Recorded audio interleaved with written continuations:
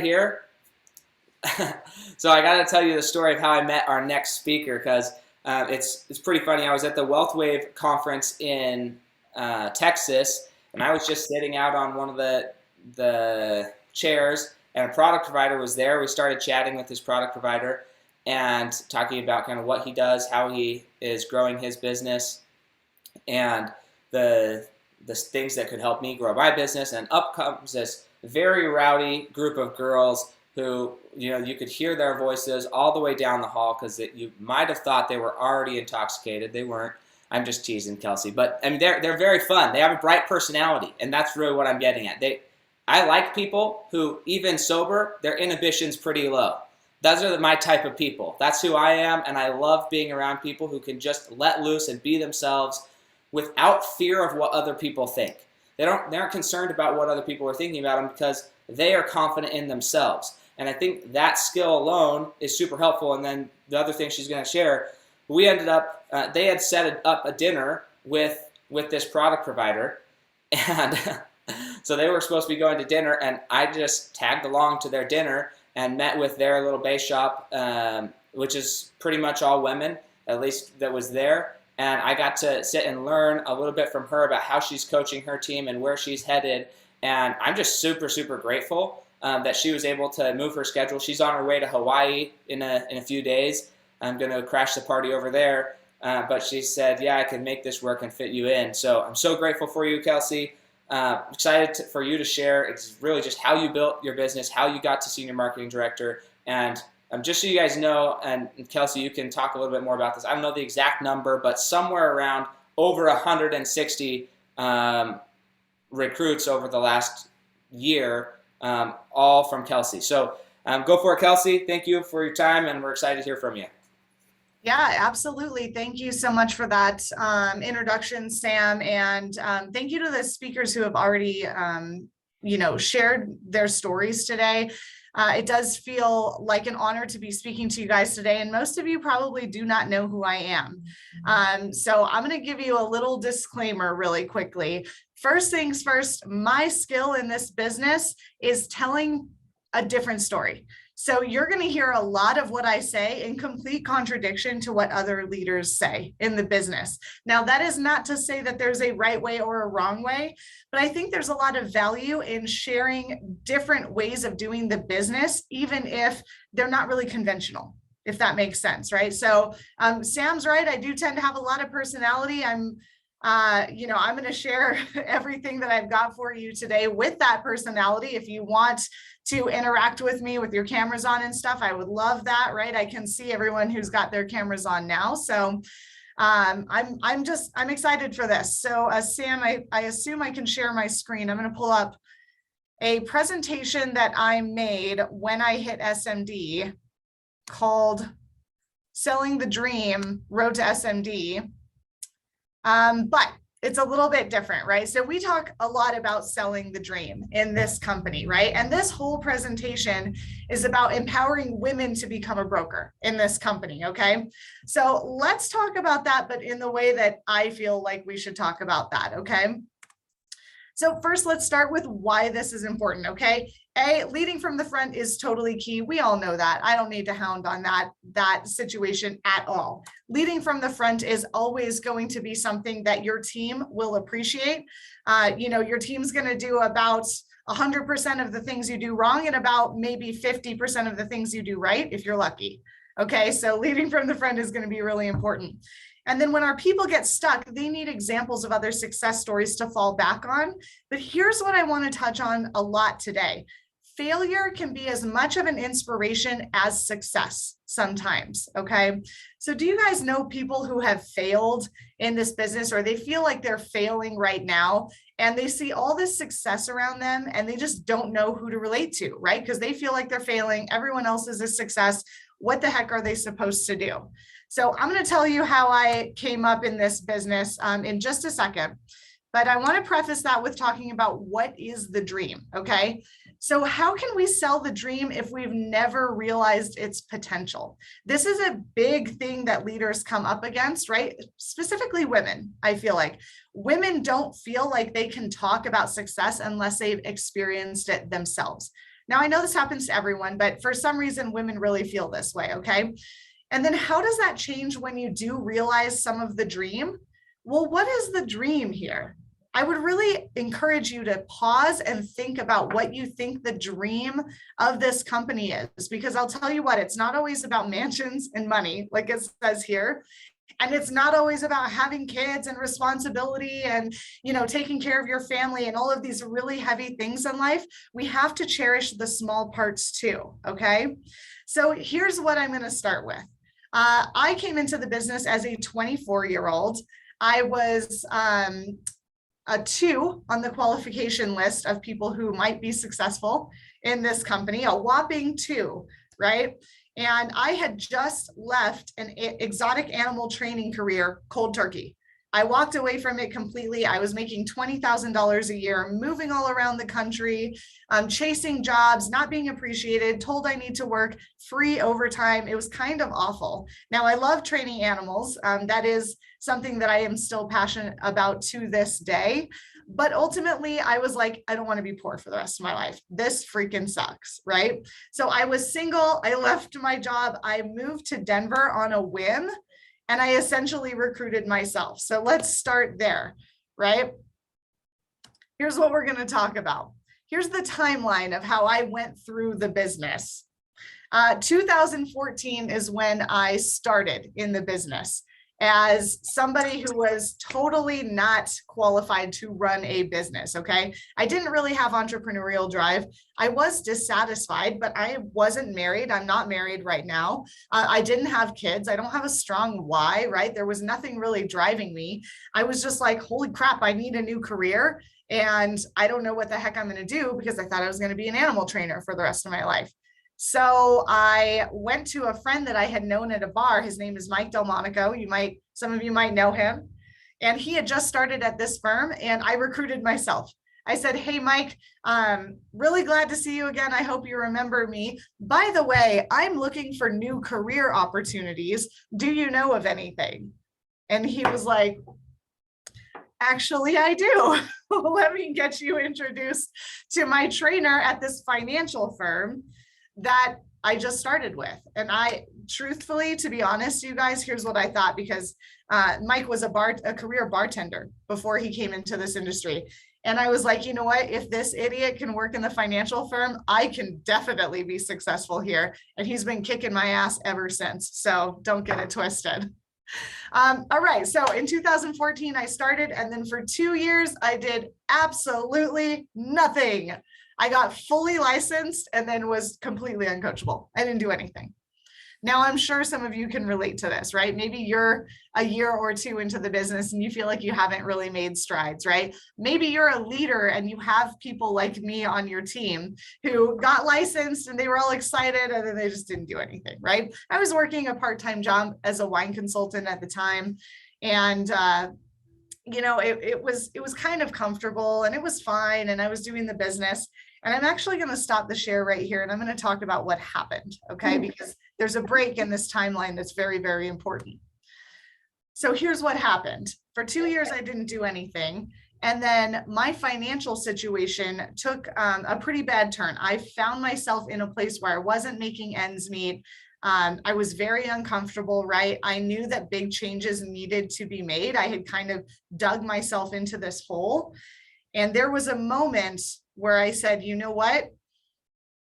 I might quit. I might quit the company, the business, and go get a job. At that time, I had licenses and experience that would have allowed me to find a salary somewhere else that would have made me very comfortable in terms of income. And here's the thing, you guys. Again, like I said, I'm going to tell my story as it is, and it's different, okay? Nobody's story is right or wrong. But here's the thing. I didn't look for a sign. I didn't ask for a sign. I was like, let's think about this logically. Let's approach this from an area of grit, okay? Now, when I talk about grit, I have a lot of grit in life. And you might want to take stock of whether or not you have a lot of grit in life. But what I think about it as is I'm going to do what it takes. What is it? I don't know. I just have the grit to do what it takes. So in this situation, I knew I had to do what it took to put myself in a more stable financial position and a more fulfilling lifestyle. So I had two choices. I was either going to quit the business and go get a salaried job, or I was going to have to double down on the business and work a bunch of part-time jobs. And I thought about it. I thought about it. And I said, you know what? Every convention I've been to, my leaders have said, don't quit, right? All of the voices in my head were saying, don't quit. So I said, okay, what do I need to do to not quit and make this a serious thing? So I didn't, take a leap of faith and go full time. I actually got 5 part-time jobs. Well, 5 including the business. So I actually went out and got 4 part-time jobs and did the business. So here's what I said to myself. I said, you know what? I'm going to do the business in the time that I have. Here are my non-negotiables. I do not work during BPMs, and I have to have every single big event off. Those 2 things, I was like, that's it, end of story, right? So first thing I did, I said, what part-time job can I get that's going to help me in the business? So I went to my SMD, Mike, and I said, Mike, can I be your assistant? I need to be your assistant for 10 hours a week or something. And he said, yes. I said, okay, great. And then I said, okay, what part-time job can I do that will feed me? And I thought, oh, I know the bar industry will do this for me. So I went out and I found a 1 night a week chicken wing running job. Okay, so I worked for a bar on chicken wing Wednesdays, and I ran chicken wings from the kitchen to the table, and I could eat chicken wings while I was there. I said, okay, got that covered, perfect. Now, what job can I do with my dog? Now, first of all, I'm gonna get a little on my high horse here because I'm an animal trainer. Here's what I think is really important for people to know about doing the business and committing. It is not an excuse for you to mistreat people or animals in your life, okay? Period. If you need time to take care of things, especially living things in your life, you need to prioritize that. So I said, all right, I'm gonna get a job that I can do with my dog and that also pays for me to hire a dog walker to come walk her and take care of her every single day so that I can be out of the house. That was my deal. One job was for that only. And I found a job with a construction and painting company that needed someone to go generate leads for house painting. And I could bring my dog to go generate leads. And that was only on the weekends. And then I hired a dog walker for the rest of the week with the rest of that paycheck. All right, cool. We're getting it done, right? We got the grit.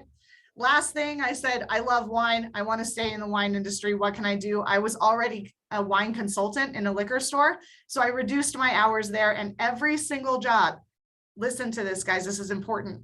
Every single job, I told them I will not work on Tuesday night and Saturday morning, and I will request big events off. And if you do not approve it, I will quit. Now, most people think they can't do that in the job market. This is before COVID, you guys. I'm telling you, you can. Stop making excuses for saying, oh, my job won't let me do this or this. Then quit and go find another job. There's so many freaking jobs out there, right? Holy crap, there's so many jobs out there. You can find a job that will let you have BPMs off and let you off for every single big event, I promise you. So I got to work and I worked 4 part-time jobs and then the business with the rest of the time I had. And I said, I'm going to do this until my business is producing such that I can no longer afford to spend so much time outside of it. And that's exactly what happened. It's grit, guys. It's just grit, right?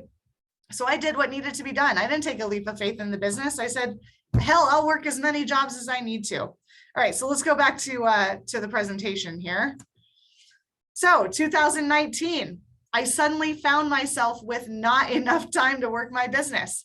So I quit all my part-time jobs because I was ready. And then I sold out to WealthWave and How Money Works. Now, WealthWave had been building and building and building. And Tom and Bill had a serious conversation with me about running in alignment with them, and I sold out. Now, it doesn't matter what you sell out to, you just have to commit, okay? Whatever it is, you have to commit. My leadership, they were not on board.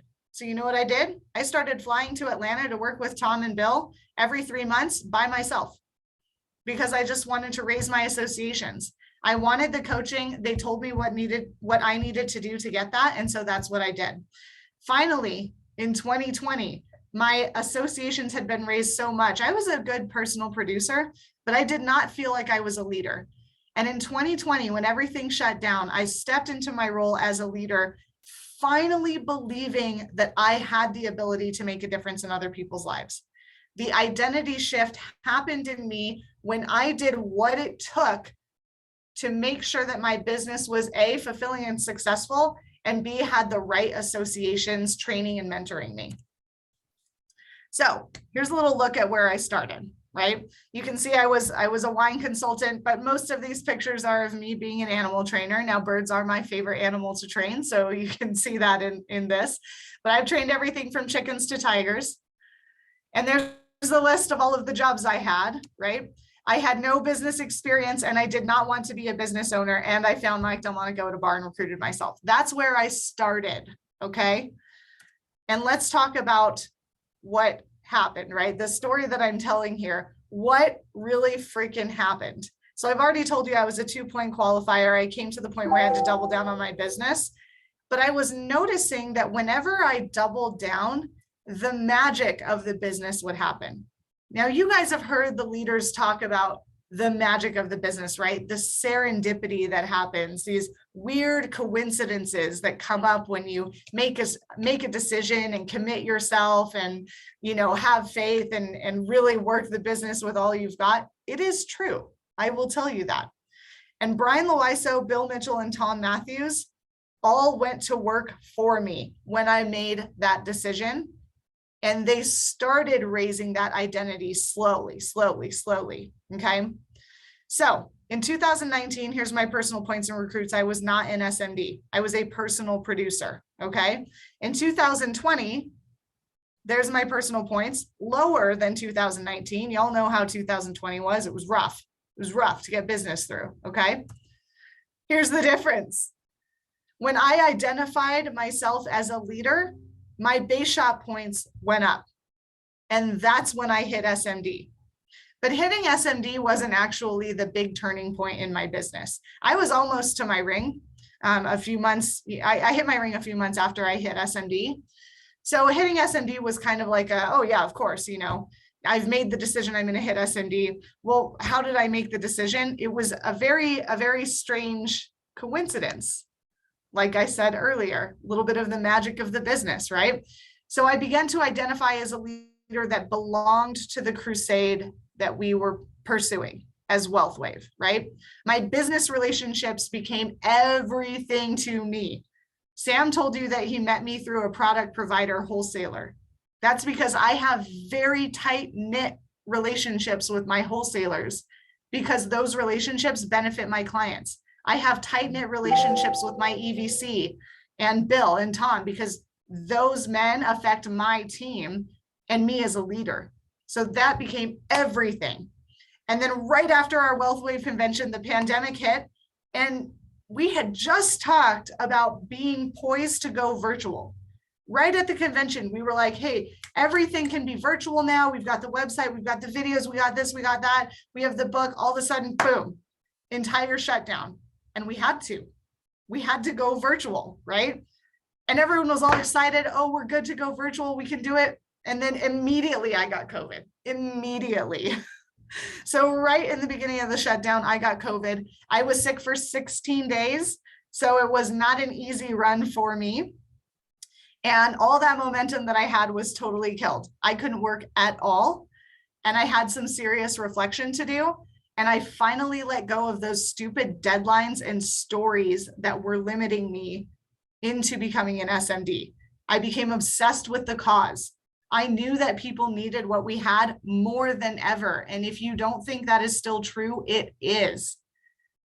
So once I realized that, I said, I have what they need. I'm done. I'm going to go for it. And now, fast forward into 2022.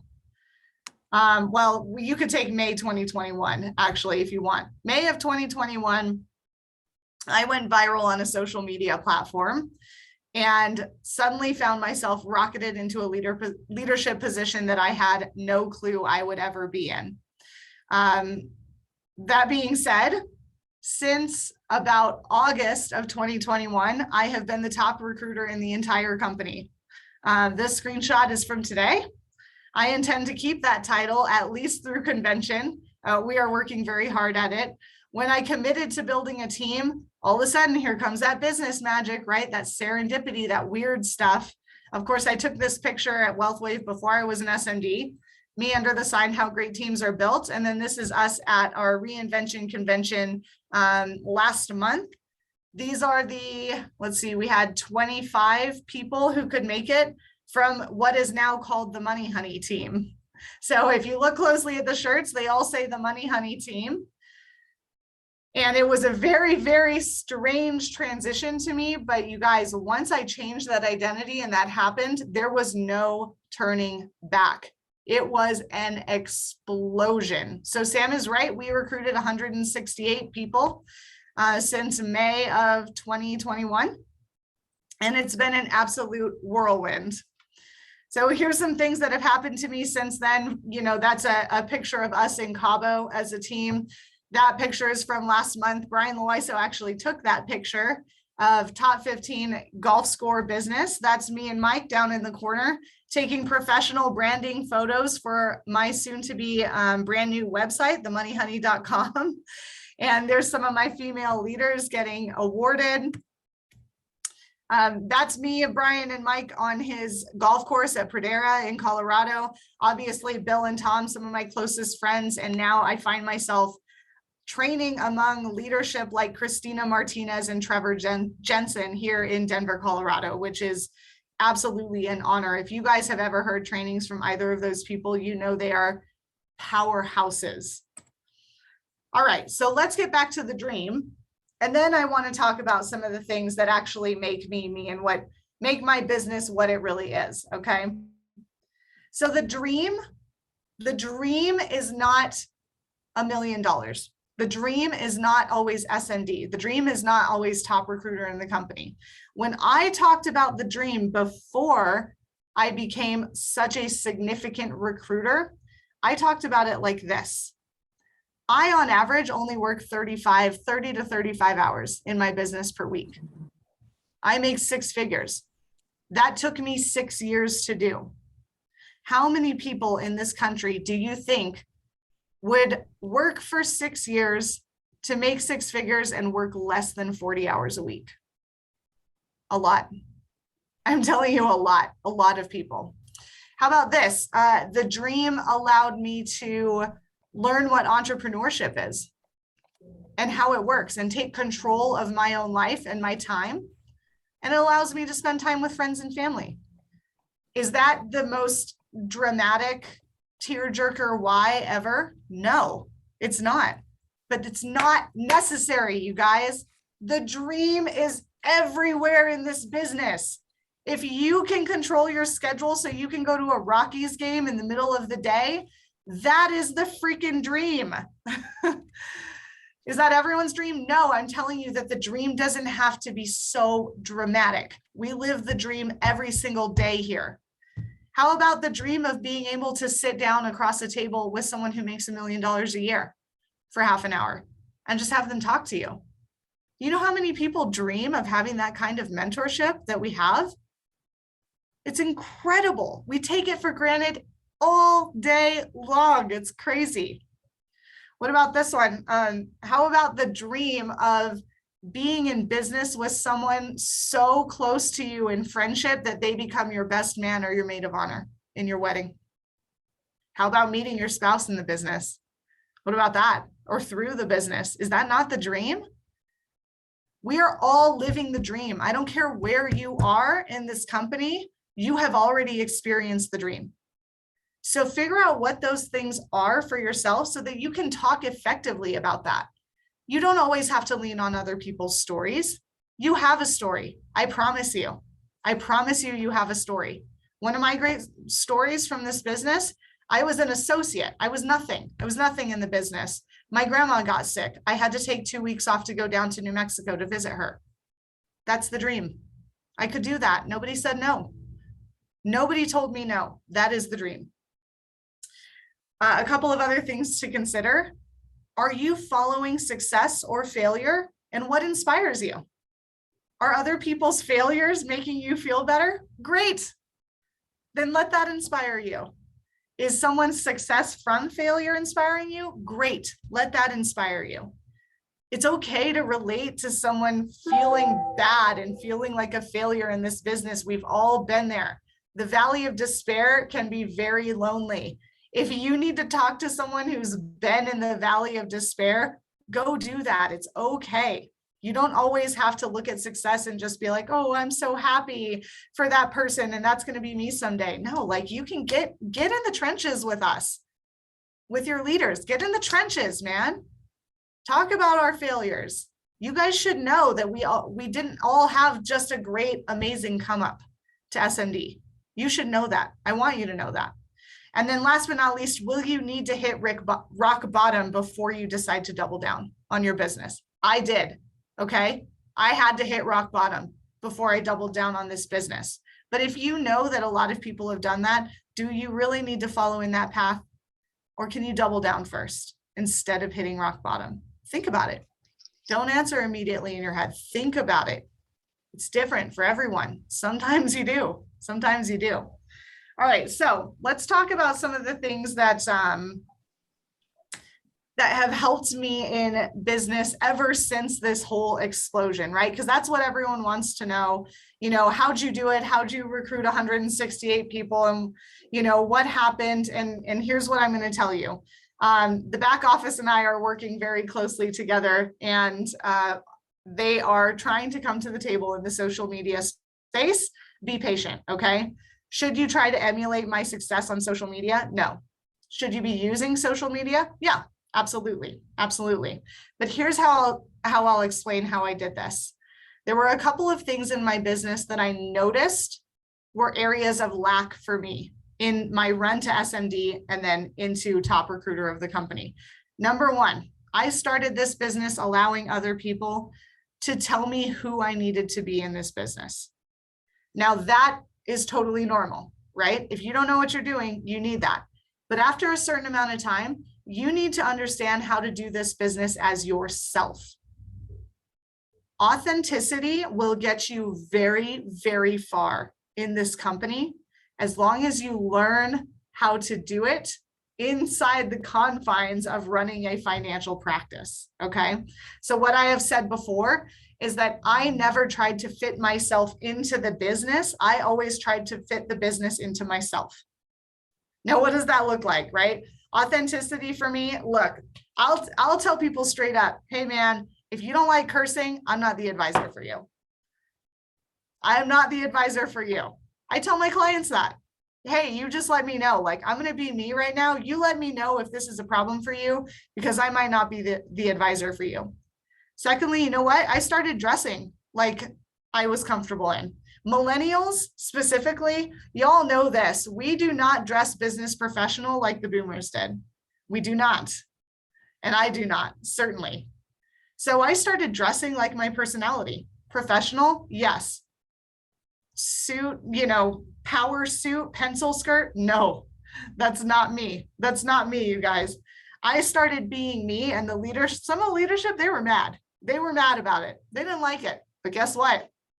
I started recruiting a hell of a lot more people, started doing a lot more business, making a lot more money. So who cares? If it's working for me, then that's what I'm going to do, right? And then the other thing is commitment. Committing to what you believe in. For me, it was How Money Works. You can see it on my wall here, right? WealthWave published the book How Money Works, and that's what I believed in. So that's the crusade that I ran with, and I never faltered. Once I was in alignment with that crusade and that leadership, I never faltered. I accepted training from elsewhere, but if it was not in alignment with the How Money Works crusade, I was not going to do it. I committed to what I needed to do in this business to make myself successful and to make my team successful. Now, here's the other thing that I'm very passionate about. We talked about authenticity and commitment, right? I talk a lot about honesty in the business, okay? I talk a lot about honesty.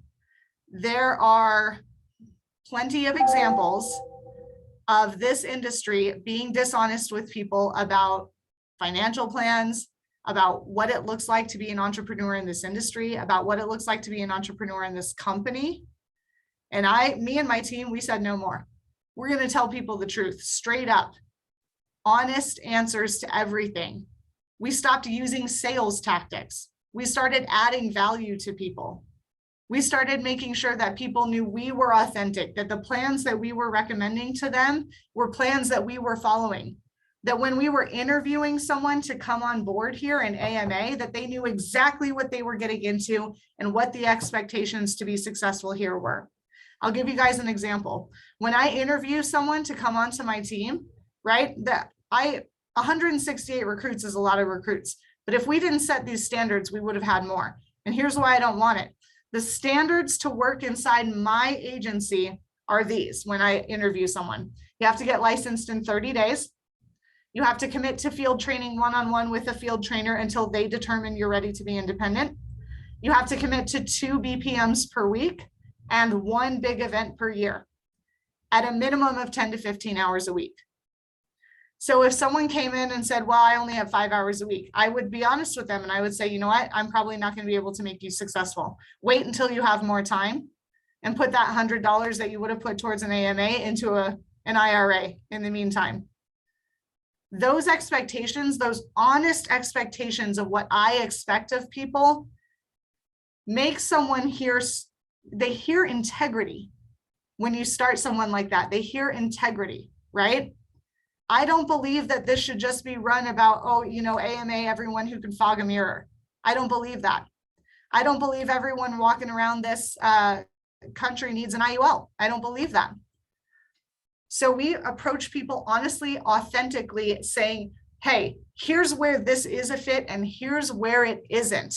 And when we let go of things not being a fit for people, the fear of, oh, maybe, you know, what if they don't like it? What if they don't like this? Great, it's not a fit. That's great. Good for them. Not everyone's meant to be an entrepreneur. And I truly believe that. But I can help them in other ways. So the honesty and the authenticity that I went at this recruiting situation with was different than I had ever heard anyone in the business talk about ever.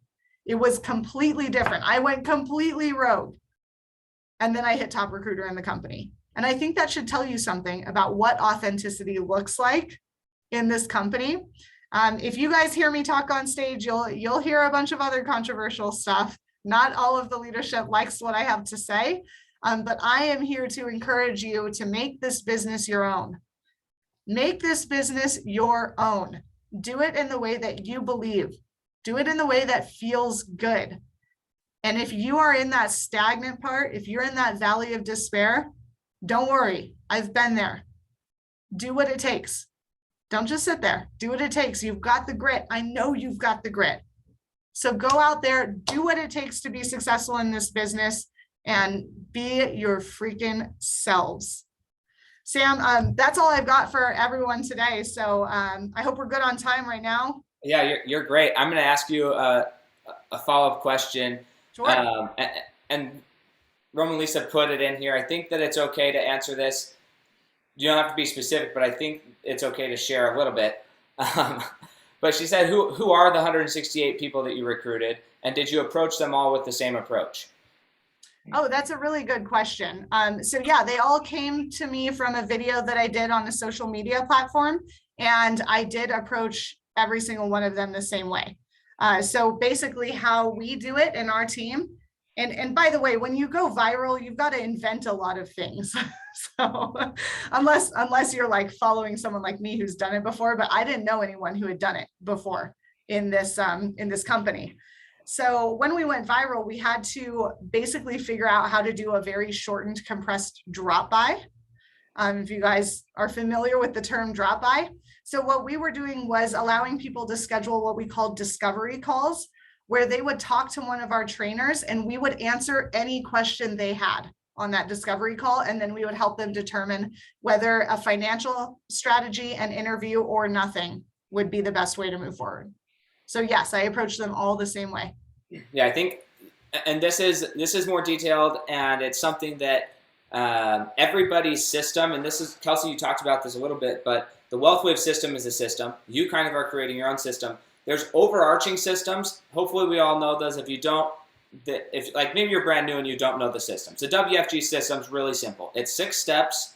The first is prospecting. We got to find people to talk to. Second is how do we approach and contact those people. Third is presentation. Fourth, you got to follow up. Every person talked so far, except for Kelcy. Kelcy, she recruited herself, but everybody else, you had to follow up and follow up and follow up. And the reality is, we say except for Kelcy, but that's a bunch of bull crap because Kelcy was not coachable for 2 years. So somebody had to keep following up on her butt until she was willing to be coachable or hear the story in a way that she understood it. So everybody needs to be followed up with, okay? Everybody needs to go through the fast start process, whether that's fast starting as a client or fast starting as a business partner, and then you duplicate the process. So that's the overarching system. What the subsystems are in somebody's business, those all look different. If I talk to PJ, her subsystems look different than Kelcy's subsystems. They look different than my subsystems. They look different than Kristen's subsystems. We all have different subsystems. Go to your direct upline and get coachable in alignment, I think, with your subsystems. If you, for whatever reason, okay, Kelcy and I are, there's very few people, anybody who knows me, there's a few people on here who know me directly. They're like, man, she's a little bit even more direct than Sam is. And for me, that's how I feel. Like, it's very rare that I meet somebody who's totally willing to be authentic and just say exactly what's on their mind, no matter how it comes out, and apologize after, as myself. And that's one thing I love about Kelcy is we're very similar in that way. To a point, I'll be honest, it's a little intimidating because most people aren't that forward. Most people aren't that forward. So then I'm like, I meet somebody who's that forward, I'm like, okay, I don't know what's going to come out of her face. I'm just going to invite her onto this call, and she's going to say whatever she's going to say, and I'm going to learn to be okay with it because that's all I can do.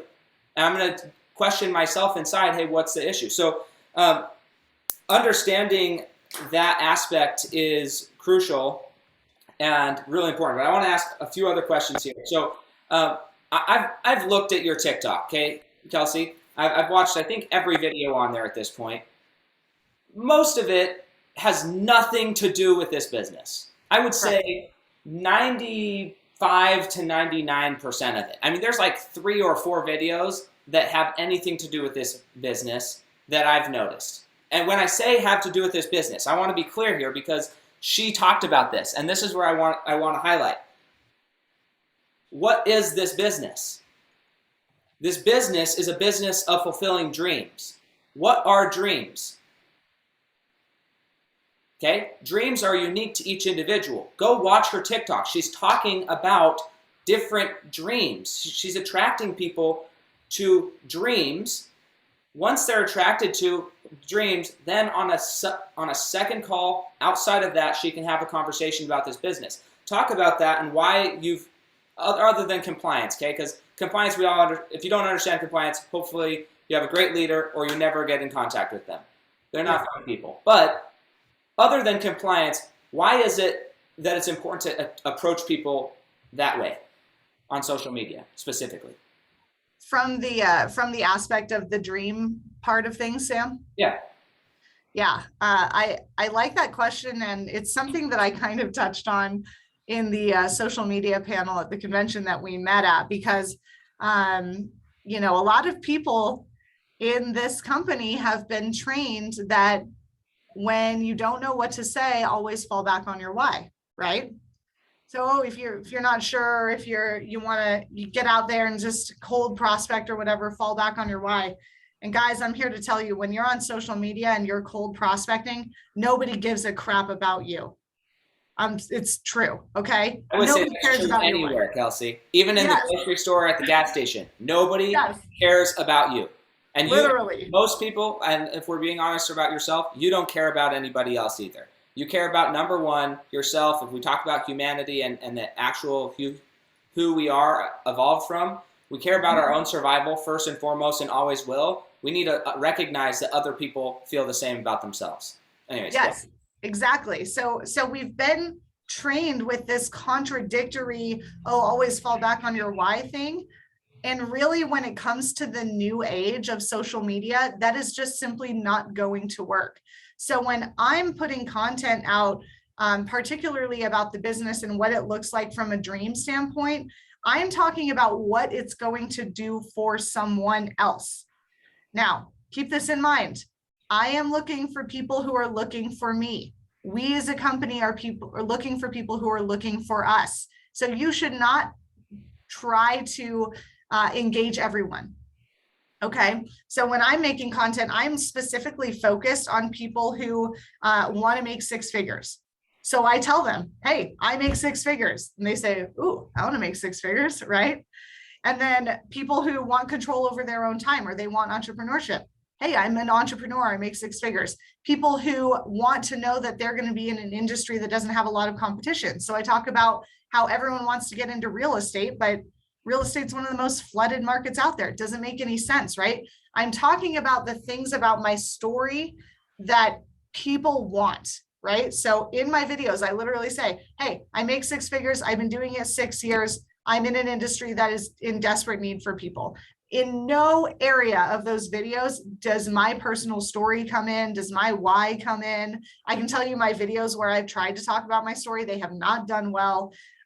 So that would be, I would think, the most important thing to remember when you're trying to sell a dream is you need to think about what other people want, not about what makes you look cool or what your why is, or, you know, no one's going to follow a message of work 100 hours a week and you can never take a break or watch Netflix or go out to eat. No one's going to follow that. Nobody. Okay. Yeah. And I am honest with people. I literally do work 30 to 35 hours per week. I'm lazy. Me too, Kelcy. Me too. So I'm going to finish one question, then we're going to move into the panel portion. But as far as just because I know people are thinking it, because I thought it initially, right? If you've ever recruited anybody, seeing the idea of recruiting 160, that's more than 10 people a month, new business partners. That's assuming they all came in 1 month at a time. That's not how it happened. It was like 100 people in 1 month, okay? You can't do that and work 135 hours a week if you're doing all the training yourself. And so be clear about where did all those people end up and where did they come from? Were they all in your localized city, or were they all over the country and they're farmed out? Yeah, this is the one that everyone's kind of shocked about, because again, we had to invent a system to handle something that had never been done before. So my direct base shop is actually only about 10 people, half of which Sam had dinner with, all of my ladies in convention, and the rest were mapped. They are all over the country. I'm licensed in all 50 states now. And about 90% of the people that we recruited were mapped to other SMDs so that they could get the training and the leadership that they deserved. And they didn't feel like they were just a number in a pool of people. So that was a decision that I came to with Bill Mitchell directly. And he and I said, okay, we're gonna map everyone. And really, that's where the faith comes in, right? Because you would think I recruited 168 people, I should have gone from 100,000 to 500,000 and be a CEO by now, right? And you know, honestly, when you're doing it cold market the way that we did it, it's just not the way it works. So right now we're building really, really wide across a bunch of base shops, and I'm just watching those base shops kind of develop these people up as quickly as they are willing to go. And it's been scary to map 90% of my business. Well, it's scary for two reasons, okay? Because ultimately, and everybody on this call needs to hear this, especially, and this is one of the reasons I brought you on. You and I are both young. We're in a social media era, and brand is everything. Like, whether you want to admit it to yourself or not, brand and marketing are crucial aspects of your business. And we used to think of brand as something else. You are your brand. Your reputation, and in this industry, your reputation is your licenses. Somebody has a bad experience, even though they're now mapped to somebody else, that could still reflect bad on Kelcy and then ultimately Transamerica and World Financial Group. So brand is everything. So that is giving a lot of trust to other people. And hopefully one day you've become a trustworthy enough person that somebody could trust their recruits with you, that you can go and train them. But that's only going to happen if you put yourself in a position to be an accountable person and report back and say, hey, this is how this is going. Can you reach out to this person? They're cooling off a little bit. Can you send them another one of your videos that enlightened them? But the other thing here is, although Kelcy's this lighthouse of people and people are coming to her, she attracted some people who didn't actually like her personality. But that doesn't mean that they can't be successful here. And so with that comes a level of humility, honesty, integrity, and saying, look, yeah, if you have a problem with my mouth and the way I talk, or the way I dress, or the way I do my hair, or whatever, we're not going to be a good fit. That doesn't mean that our firm is not a good fit for you. It just means I'm not a good fit as a leader. And that's also something that as a leader, you need to know how to say when it's not yours and you shouldn't touch it, and when you should pass that individual on to somebody else who is actually willing to, or who they're actually willing to follow. Yep. I can tell you, I'll be the fastest to map or transfer someone when it's best for them that you've ever seen. Like, I'm in it now. And I do believe that we should be doing the best for these recruits, not the best for us. And that's what the best thing for them is. Yeah, absolutely. I love it.